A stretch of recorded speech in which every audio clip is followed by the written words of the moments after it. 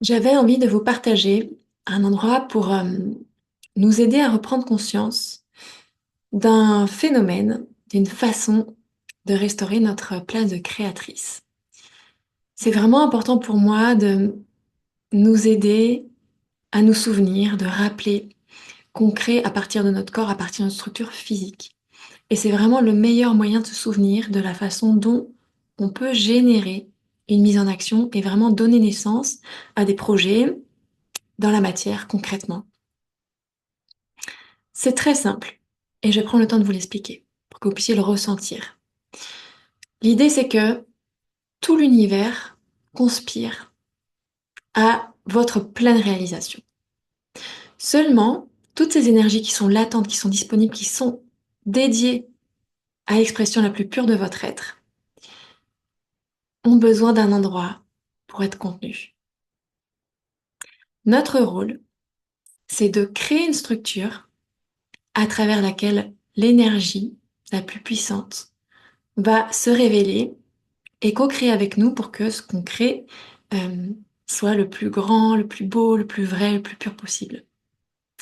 Simplement, ce qui se passe souvent quand on a du mal à mettre en action des projets, à créer des choses, à initier dans la matière, c'est qu'on n'a pas de structure de base. S'il n'y a rien, s'il n'y a pas de contenant et pas de structure, l'énergie n'a aucun endroit où être accueillie, ou circuler, et ne peut donc pas être dirigée et pas être au service de ce pourquoi on œuvre, de nos désirs, de nos rêves. Et c'est vraiment bon de se souvenir que notre corps, il est ce symbole et ce rappel en permanence. Puisque notre corps, quelque part, notre corps physique, on pourrait le considérer comme une coquille vide, qui si elle est toute seule, finalement n'est qu'une structure sans énergie, sans souffle, sans âme. C'est l'alchimie de toutes nos structures physiques, énergétiques, subtiles, etc., qui crée la magie du vivant. J'allais dire de l'humain, mais au-delà de l'humain, de l'humaine, c'est du vivant. Et cette structure est le support aux énergies qui circulent à travers nous. Et quand on choisit de prendre une certaine posture, une certaine structure avec notre corps, on éveille une typologie d'énergie en nous.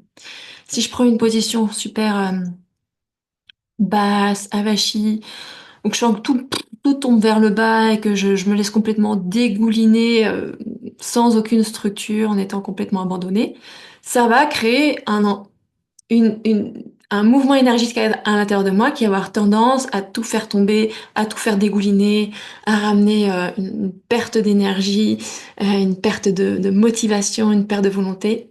Alors que si je choisis consciemment de prendre une posture érigée, où mon plexus est ouvert, où j'ouvre l'espace de mon cœur, où j'ai ma gorge déployée, étirée dans son axe, et où j'active volontairement l'axe central de ma colonne, je retrouve cet axe en moi et j'éveille une typologie d'énergie en moi qui permet d'être en élévation, qui est à mon service et qui me permet d'être dans cet espace où je suis pleinement ancrée dans ma base, parce que je suis consciemment posée sur mon sol ou dans mes pieds si je suis debout, et en même temps avoir mes énergies en élévation et qui circulent librement dans mes axes qui sont libres, dans mes canaux énergétiques qui sont libres. De la même façon, et c'est vraiment quelque chose que je sens très fort quand je crée un projet, quand je crée une transmission, une formation, un atelier, ou même un cours, ou un soin, c'est qu'il faut que je commence par quelque chose.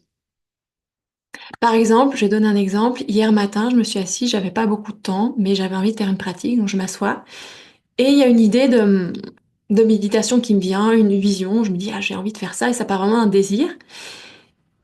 Et j'ai commencé à m'appuyer sur une visualisation, sur un mouvement énergétique intérieur. Et de ce point de départ, s'est construit tout un chemin, toute une méditation que je n'avais pas du tout prévu, imaginé. Et pourquoi est-ce que c'est arrivé? Parce que j'ai donné l'étincelle de départ, parce que j'ai construit une base et une fondation physique qui a permis, j'ai structuré ma pensée, ma direction, et de cette structure que j'ai posée, a pu se révéler tout un champ, a pu se déployer beaucoup plus vaste que ce que j'avais pu imaginer ou ressentir ou prévoir. Toute une construction, tout un chemin et tout un déroulé. Parce que l'énergie a eu un endroit où circuler. Parce que j'ai ébaucher une structure qui a été un appui, un support concret pour que l'énergie puisse ensuite venir apporter les améliorations, détailler, purifier, faire le tri. Mais il y avait une structure de base. Et dans tout projet, dans toute réalisation, dans tout rêve qu'on a envie vraiment de faire descendre dans la matière, il y a besoin de commencer avec quelque chose. Et de toute façon, ce ne sera pas parfait. Et ça va changer, et ça va se transformer, ça va se déconstruire, ça va se reconstruire vers du mieux, vers du plus proche de l'essence de ce qu'est ce projet, ce qu'est ce rêve et cette naissance. Mais on a besoin de s'engager et de créer une structure de base qui permet de contenir l'énergie et de lui donner un champ de déploiement. C'est pas la structure qui rigidifie et qui enferme,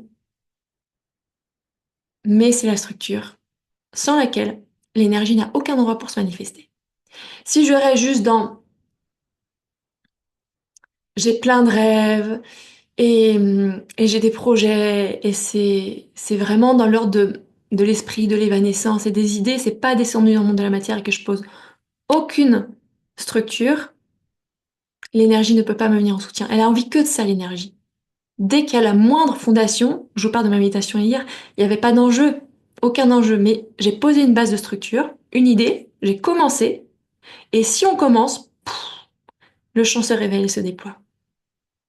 Donc notre travail, notre dédication, notre dévotion en tant qu'humaine incarnée dans un corps qui nous rappelle à la structure, à la chair, à voilà la construction, c'est vraiment cette redevenir architecte de notre propre réalité en co-créant avec l'énergétique, en co-créant avec l'invisible. Mais pour que l'invisible puisse se manifester et s'offrir à nous, on a besoin de lui offrir une assise, de lui donner un endroit dans lequel atterrir et à travers lequel circuler, se manifester et se déployer. Voilà, j'espère que ça vous ouvrira des possibles, que ça vous aidera à mettre en œuvre ce qui est là, vos désirs les plus profonds, parce que voilà, le plus beau cadeau qu'on peut faire au monde, le plus cadeau que vous pouvez faire au monde, c'est d'être vous. Le plus beau cadeau que l'on peut faire au monde, c'est d'être soi, profondément et véritablement. Voilà, et être soi, c'est être humaine, c'est être incarné, c'est structurer, c'est construire, c'est être architecte. Si on regarde tous les végétaux, tous les animaux, tout le vivant, construit, architecture, structure. Et ensuite, la magie se déploie, la magie se révèle parce qu'elle a un endroit où être, où se manifester, où se révéler. Voilà, belle construction à vous et un joie de lire vos retours si ça vous a parlé. Merci.